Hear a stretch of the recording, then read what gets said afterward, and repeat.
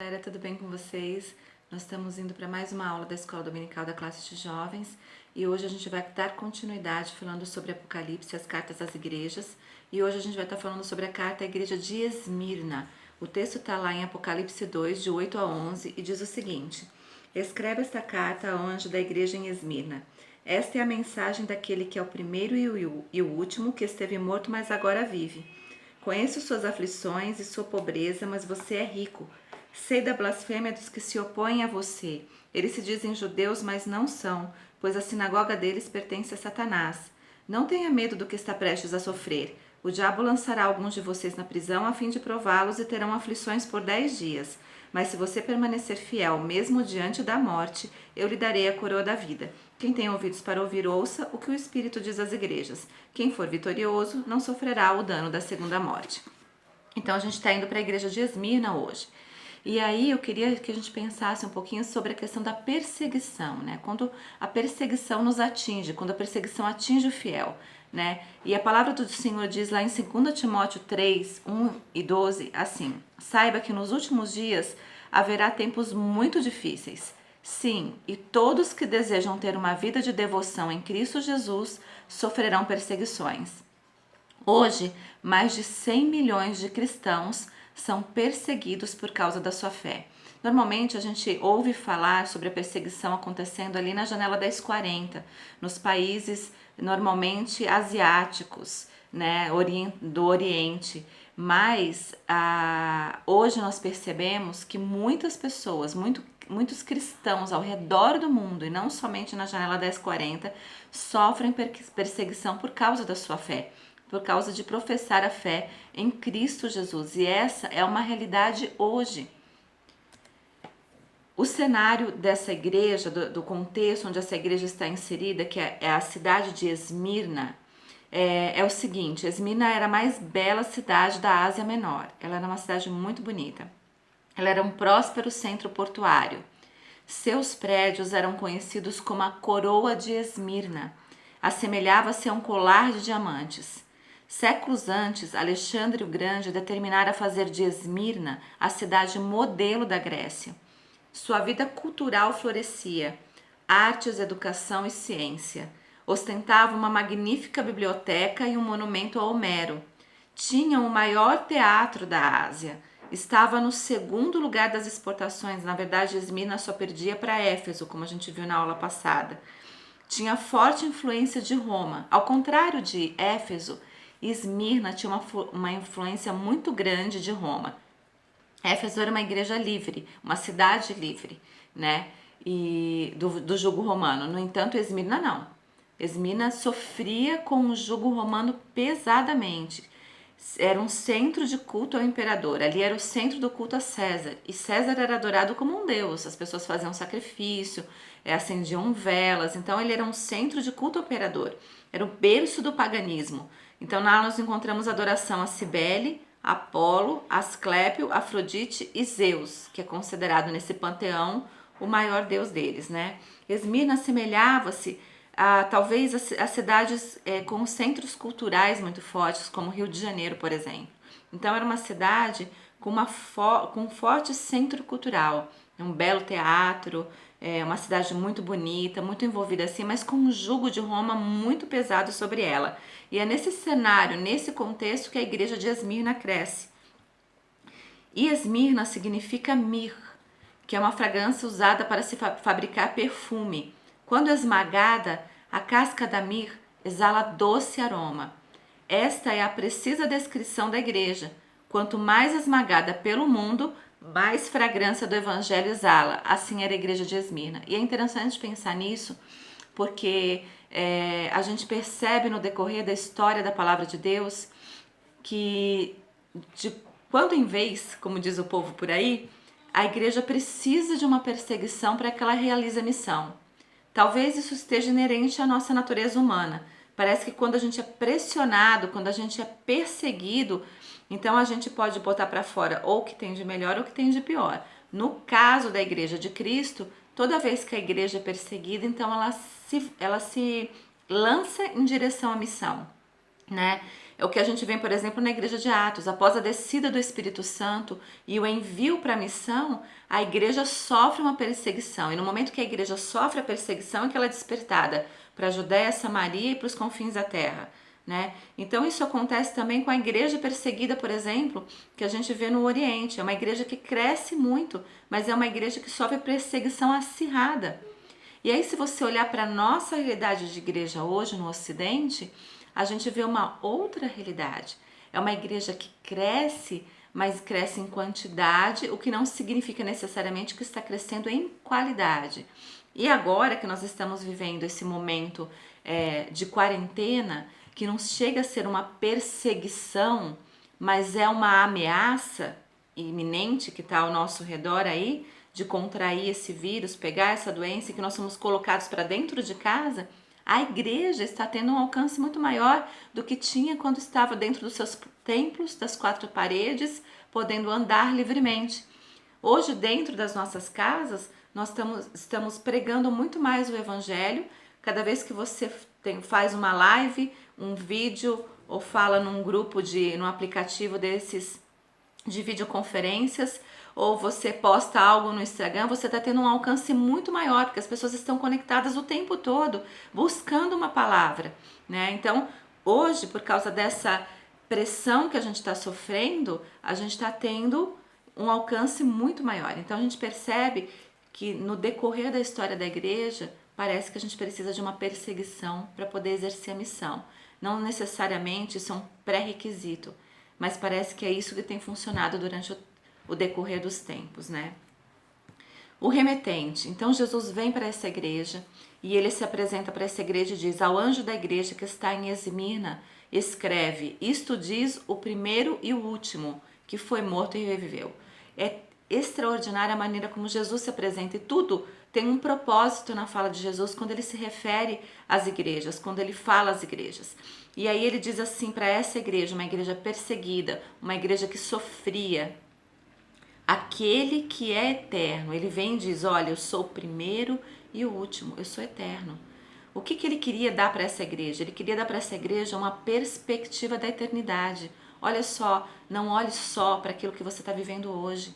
Não olhe só para essas circunstâncias difíceis. Não olhe só para a perseguição. Falando conosco hoje, não olhe só para esse momento que você está vivendo, que você está dentro das quatro paredes e não pode sair da sua casa e tem um vírus ameaçando você e sua família. Não olha só para isso. Olha para a eternidade.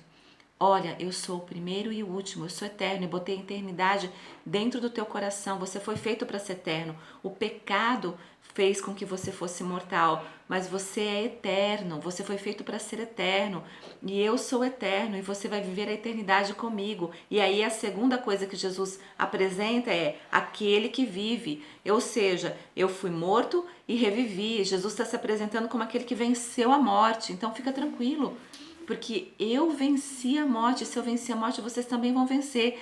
Vão passar pela primeira morte, por causa da consequência do pecado, mas não terão a morte eterna, porque vocês estão vivos em Cristo Jesus e viverão comigo eternamente. Então, o Senhor está se referindo para uma igreja que sofre, para uma igreja que é torturada e morta, para uma igreja que sofre pressão o tempo inteiro, e diz para ela: eu sou eterno. Tenha uma perspectiva eterna, tenha uma visão eterna, e eu sou vitorioso em cima da morte. Então você pode ficar tranquilo, porque ainda que você perca realmente a sua vida, você não perderá eternamente, porque viverá eternamente comigo. Pode parecer que isso não é tão consolante, não é tão consolador, perdão, não é tão consolador, mas tem que ser para nós cristãos. Tem que ser para nós que professamos a nossa fé em Cristo. É como Paulo. Paulo disse: olha, eu estou confuso, eu não sei se eu quero ir para o céu ou se eu quero ficar aqui na terra. Porque se eu vou para o céu é incomparavelmente melhor, porque eu vou estar com o meu Senhor. Mas se eu permanecer aqui, eu permaneço pregando o Evangelho, fazendo aquilo que Deus mandou que eu fizesse. Então essa deve ser a sensação do nosso coração. Se a gente partir, ok, porque a gente vai estar com Cristo. E se a gente permanecer aqui, ok, porque a gente continua fazendo a missão do Senhor. Isso tem a ver com amar a Deus sobre todas as coisas, tem a ver com colocar Deus em primeiro lugar, tem a ver com que importância que nós temos dado para Deus nas nossas vidas. Ele quer que nós tenhamos uma perspectiva eterna, uma visão eterna, e que a gente saiba que a vitória nos foi dada, a vitória sobre a morte nos foi dada. Então, se a gente sofre perseguição, se hoje nós estamos nos sentindo perseguidos por essa enfermidade, ameaçados por essa enfermidade, coloca os seus olhos no Senhor, Ele é eterno. Tenha uma perspectiva sobre a eternidade. A sua vida não termina aqui. Nós temos uma vida eterna com Cristo Jesus. A nossa vida não termina aqui. Nós temos uma vida eterna com Cristo Jesus. E Jesus venceu a morte até para subjugá-la e nos curar se for necessário. Então precisamos dessa perspectiva em nome de Jesus. E é muito interessante, porque nas cartas às igrejas sempre há um porém. Sempre o Senhor diz, olha, eu vejo o que vocês estão fazendo, é bom, isso é legal, isso é bom, e fala das qualificações, e diz, não, mas tenho porém contra ti, como fez com a carta de Éfeso, mas quando você chega em Esmirna, ele não tem nenhum porém. Ah, essa igreja então não tinha erros? Tinha. Possivelmente tinha, ela é feita de homens e mulheres, ela deveria ter algum erro, alguma dificuldade, mas nada que o Senhor achasse relevante para trazer como um porém. Essa igreja era uma igreja aprovada, tá? E o sofrimento dessa igreja, conheço as suas aflições e sua pobreza, mas você é rico. Sei da blasfêmia dos que se opõem a você. Eles se dizem judeus, mas não são, pois a sinagoga deles pertence a Satanás. Não tenha medo do que está prestes a sofrer. O diabo lançará alguns de vocês na prisão, a fim de prová-los, e terão aflições por 10 dias. Mas se você permanecer fiel, mesmo diante da morte, eu lhe darei a coroa da vida. E aí a gente percebe que Jesus, ele se identifica com o sofrimento e diz, eu sei. Sabe por que eu sei? No caso de Esmirna, ele chega para Esmirna e fala assim, eu sei o que você está passando, porque eu também passei, eu também fui falsamente acusado, eu fui molestado, fui cuspido, fui torturado, fui açoitado, fui escarnecido e morri de maneira injusta por algo que eu não tinha feito. Então, Jesus, ele vem para essa igreja e diz, eu sei. E Jesus olha para nós hoje, para a nossa condição, e diz para nós, eu sei. Ele olha para a nossa realidade, para as nossas dificuldades, e ele diz, eu sei o que vocês estão passando, não só porque eu tenho um conhecimento intelectual do que vocês estão vivendo, mas porque eu sofri também, eu também sofri, e eu sei o que vocês estão passando. E aí, queridos, a gente percebe que essa igreja sofreu perseguições na área governamental, na área econômica, na área física, na área religiosa e de maneira satânica. Esmirna sofria uma perseguição governamental sobre a tirania de Roma, né? A palavra tribulação, que é tilipsin no grego, é muito radical. Ela é muito radical. Ela literalmente significa esmagar um objeto, comprimindo. Descreve a vítima sendo esmagada e seu sangue extraído. Descreve pessoas esmagadas até a morte por uma enorme pedra e também descreve a dor da mulher no parto. É uma dor muito forte. E quando ele fala, olha, eu sei, conheço a sua tribulação, eu sei que você está sendo esmagado. E por quem que eles estavam sendo esmagados? Pelo jugo romano. Roma tinha rígidas cláusulas e elas estavam sob a igreja de Esmirna. Então as pessoas eram capturadas, levadas cativas por Domiciano. Por quê? Porque havia a instituição adoração a César, o culto, né, ao imperador, e a igreja se recusava a adorar outro Deus que não fosse o Senhor. Por causa dessa recusa, eles sofriam essa perseguição governamental e eram torturados e mortos. Hoje, 80% das pessoas que sofrem perseguição religiosa são cristãos. 327 milhões de cristãos vivem em países onde há perseguição religiosa. 178 milhões de cristãos vivem em países onde são discriminados por motivos religiosos. Aí eu trago um exemplo sobre um casal do Canadá que perdeu a guarda das filhas adotivas porque eles ensinaram em casa que o coelho da Páscoa não era a razão da Páscoa, que a razão da Páscoa era a morte e o sacrifício de Jesus na cruz do Calvário e sua ressurreição. Essas crianças reproduziram essa informação na escola, os professores denunciaram a uma organização, uma agência do bem-estar infantil lá do Canadá, em Ontário. Essa agência foi até a casa dos pais e tirou as crianças deles, alegando que essas crianças poderiam sofrer traumas por não acreditarem no coelho da Páscoa.